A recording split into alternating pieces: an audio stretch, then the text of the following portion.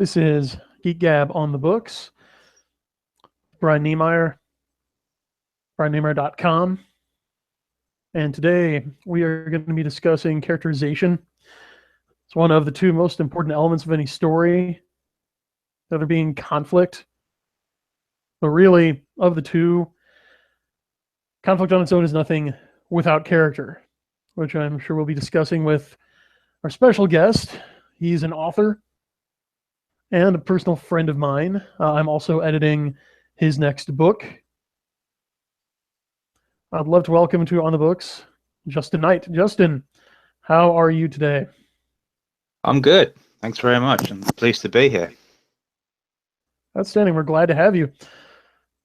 So, before we get into the main topic, talking about character, is there anything you'd like to get off your chest right off the bat? No, let's just jump right in. All right. So, characters, as I said in the opening, without character, you don't have a story. Okay, because a story is a character who wants something, who faces obstacles to obtaining that thing, and then either succeeds in overcoming them or doesn't. And it's the dramatic tension between the character's wants and the opposition that creates a dramatic tension that drives conflict comes in. So I've mentioned before how the conflict really without character is just violence. You know, it's really, and from reading your work, especially the new book that you're working on now, I've noticed that is one of your strengths. So if you don't mind me asking, how do you come up with your characters? They seem very vivid and very real. It's based on two things I do. First of all, I look at people around me, and I either base a character on them outright, or I blend two or three together. And with regards to some of the villains that you've read, those are based upon personalities or things that I've seen in the news either over recent years or in the dim and distant past, where I think that would be an interesting character arc for a villain and so forth. And it's put in the notebook. I develop it over a slow period of time, and then voila, there I have either a protagonist or an antagonist. Let's see. If you kept track of about how long it takes to go from the initial influence from real life or the news to the page, like how long do you let it percolate in your notebook? Oh, well, that depends on who it's based on. There's a character in the book who is partially based on, or with regards to a radical feminist and something she wrote a while ago. And I remember looking at this bit she wrote and thinking, what if someone had gone to that sort of place and then been pulled out of it and looked back and think, oh my God, was I like that?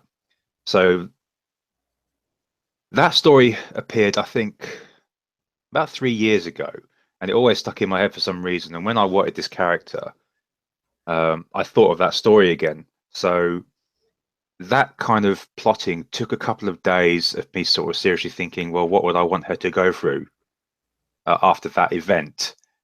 So I think there's about 2 to 3 days maybe of vivid notes in the notebook to what she ended up as. So that brings up a somewhat tangential point, but I think it's important to discuss it now in light of what you just said, which is not just about characterization, but about influence management and cultivating ideas. Because like you said, you draw these characters from real life, but then the important turning point whether you know it or not, was when he asked "What if," and Yeah, that's where all speculative fiction arises from. Yeah, go ahead. yeah.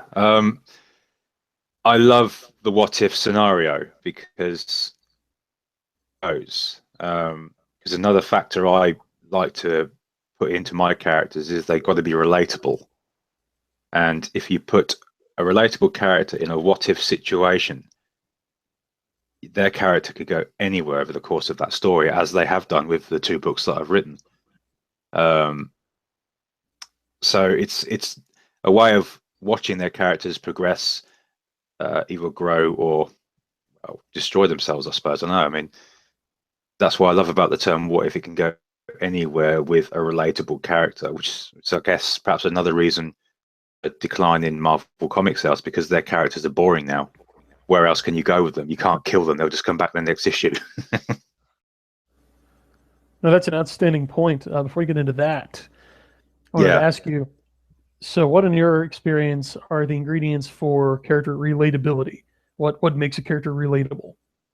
Well, to me, it's a character that's based in the regular working world. For example, someone that's got a 9 to 5 job or uh, an outside of sociable hours job. They either work early mornings or night shifts, and with these jobs and these lives, there are problems that these characters go through and have to deal with.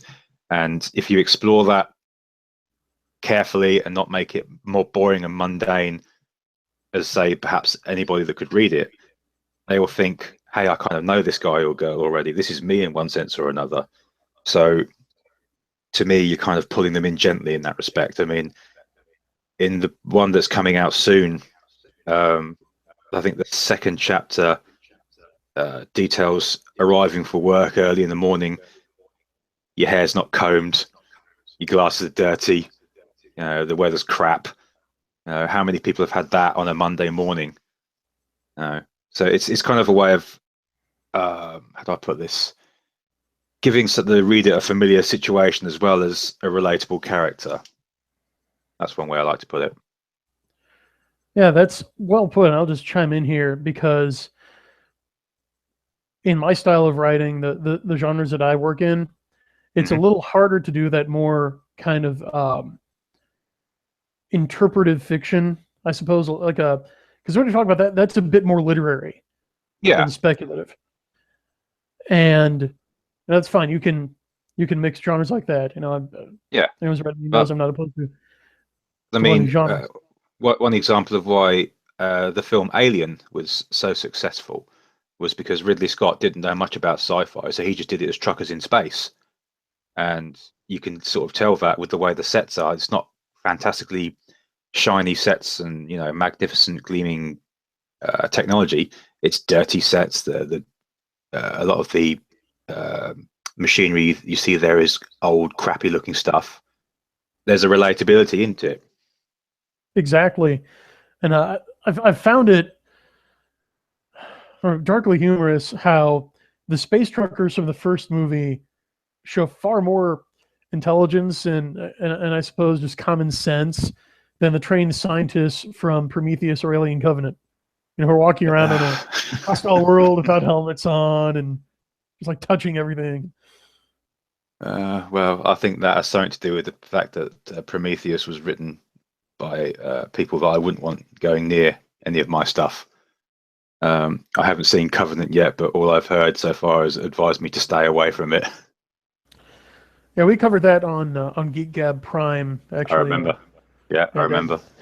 Daddy Warpig, he was here in the chat, took the bullet for us and saw it, and yeah, he does not willingly recommend it.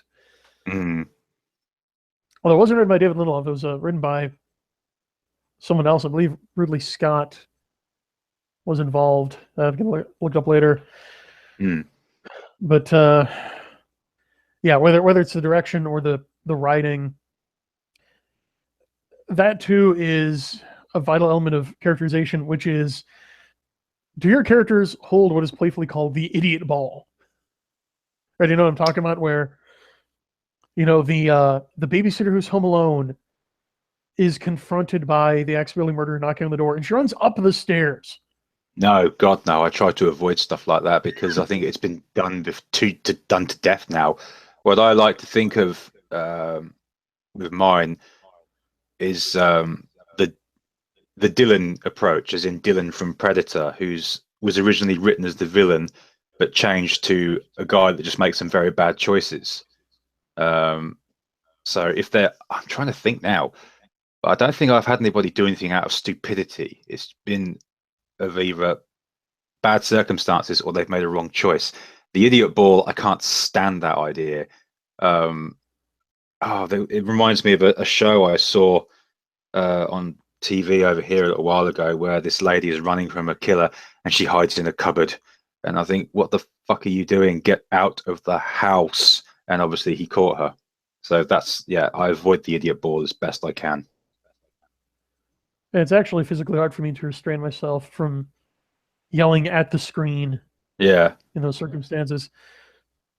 But yeah, so that is something for our listeners to avoid is don't have characters make decisions just because the plot requires it. They should flow naturally from character. absolutely. Absolutely. So you've mentioned that you base your characters on people you know or people from the news. Hmm. You sort of let them stew and let them percolate around your mind, and then you ask a series of what if questions. Yeah. Now I'm curious. Are there any cases where a character that you've based on someone has been somewhat disguised because you wouldn't necessarily want the subject to know that the character is based on him? A couple of times, yes. Um, oh, I'm treading carefully here. There is one Right. I don't need character. doxing. No, no, no, it's okay. I won't mention names, but there is one Yeah. character who was based on this. How do I describe him? Rather repulsive online blogger that I'd come across in the past, and I thought to myself, if I'd create anybody in a book to have them meet a sticky end, it would be him. And I did, and he does. I really like that term, by the way, a sticky end. I'm going to steal that. No, that's super evocative. Good job. Yeah, but it's kind of worked against me at one point as well because I had a character in the new book. Um, his name's Paul, and he's based on someone I know called Paul. And to give him a character arc, a minor one, he's a minor character, was to have him be separated from his spouse, and them sort of getting into rows with each other, and her giving him difficulties in seeing their child, which I thought was cool because I know a lot of people that have had that happen to them in the past. And Mm. one day I overheard him having a conversation where he was talking about his ex giving him hassles about seeing their daughter, and I thought, oh shit, I've literally um, done a life imitating art scenario here. And he knew was putting him in the book because I said to him about it a while back, and I actually walked up and said, "Dude, I'm really sorry, I've done this." And he was like, "Oh, okay." And I said, "Look, do you want me to take it out of the book?" And he went, "No, leave it in." Well, it's good that you let you off easy. I mean, Well, that I was suppose bold. You didn't even change the name. well, uh, I put people in there as like tributes as well as um, wanting them to have a sticky end. Um, Right. I but think I that comes found, through. yeah, but with his character, it was put in there out of respect because he's such a good worker as I know him. Um, and yeah, he liked the idea of it. Well, all's well that ends well. Yeah. Speaking of which, we are down to the last minute. So, did you have any projects that you wanted our listeners to know about? Do you have any books to pimp, short stories, and any magazines or anthologies? I mean, this is the time where I lend you the platform. So go for it. Well, on Amazon currently, at the time of this stream, I have a short story and my first novel on there. The short story is Darkest Before Dawn, and the novel is Nomads. My next book will be out, I'd like to say within a month, which will be called Penance. After that, I'm working on a novella, and then I'll be straight on to my next novel, which I'm going to go into the sci-fi horror territory. Excellent. Well, I certainly wish you the best of luck with that. Thank you. For our listeners at home, you're welcome. And let me also point out that links to Justin's Amazon page are below in the show notes. And also, if you'd like to subscribe to this channel, remember YouTube's a double secret subscription policy. You not only have to click subscribe, but also click the little bell icon in order to receive notifications of upcoming shows, which in the case of On the Books, every Wednesday. So we are out of time. I'd like to thank Justin. I would like to thank everyone at home who's listening live and after the fact. And keep reading.